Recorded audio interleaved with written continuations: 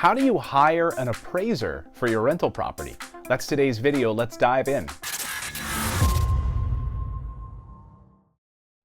Hey there, I'm Clayton Morris, the founder of Morris Invest. We're a turnkey rental provider, and today I want to talk to you about how to hire an appraiser.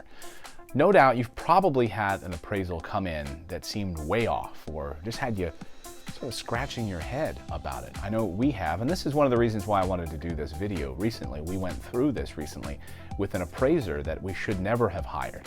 So today, how do you hire an appraiser that's going to give you exact numbers that you need? Number one, you want to ask that person what their license number is.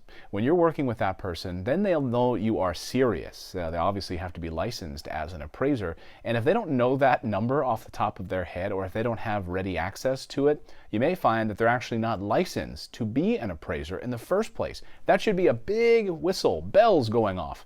I'm not hiring you. You're not licensed as an appraiser. Where'd you go? Where did you get yours? Out of a cereal box? So ask them what their appraiser license number is, and they should have that ready to send right over to you. Number two, and this is a huge one, and this was actually the problem with an appraiser that we hired recently. Ask that appraiser where their office is located. Well, what does that tell you? That tells you their geographic consistency. That tells you, do they come to this area often? We were having an appraisal done on a property in Indiana, and we found out that the appraiser lived in Ohio. What? You don't even know the area that you're appraising? You have no sense of this area? It's very important to have somebody who is from the area who knows what they are appraising. This person had to drive 4 hours to come there, and he did a bunch of appraisals for this bank in one particular day. Not gonna fly. You don't know the area, get out. Next question you want to ask that appraiser, are you a one-man band or do you work for a company, a reputable company? Very often if you have an appraiser that's a one-man show, then they're not talking to many people. They're kind of a loner. Now that's not to disparage any appraisers out there who don't work in an office with other appraisers, but they don't tend to then commiserate and talk about the things that they find during an appraisal, right? There are shared experiences that they're able to work with and talk with other appraisers, and they're able to see sort of consistencies or inconsistencies in the marketplace.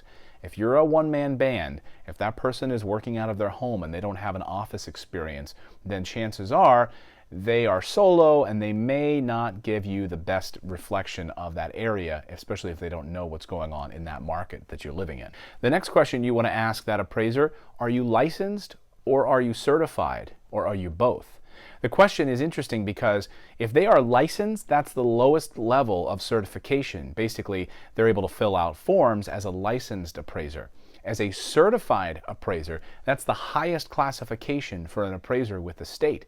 And therefore, if that person is certified, they have the ability and the right to basically examine any residential property and give you an accurate reflection of its value. So my personal preference, go with a certified appraiser. Another really important question to ask that appraiser is, are you a member of the local MLS? You know, the MLS is the multiple listing service, and that is where realtors list their properties. But it's regionally based. So if you're a realtor in Philadelphia, you're not going to have access to the realtor's MLS database in another state or in another region. You have to be, you basically get access to the counties in which you work. And so this is crucial because when they are going to pull up comparable properties to analyze the value of your home, they're going to be using the multiple listing service to pull these properties. If they're from Ohio and they're coming in from out of state, they're not going to have access in the way that they need to the multiple listing service to see comparable properties. Let me give you a perfect example. This happened to me. We had an appraiser who came in from out of state and appraised one of our properties.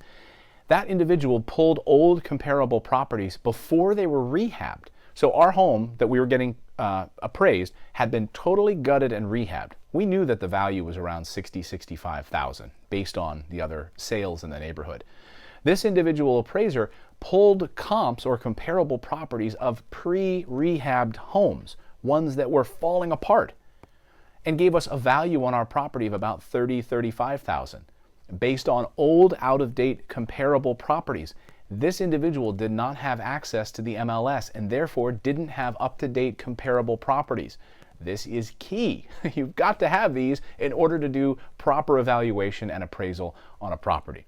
Those are some key takeaways on how to hire an appraiser properly. I would ask them those specific questions.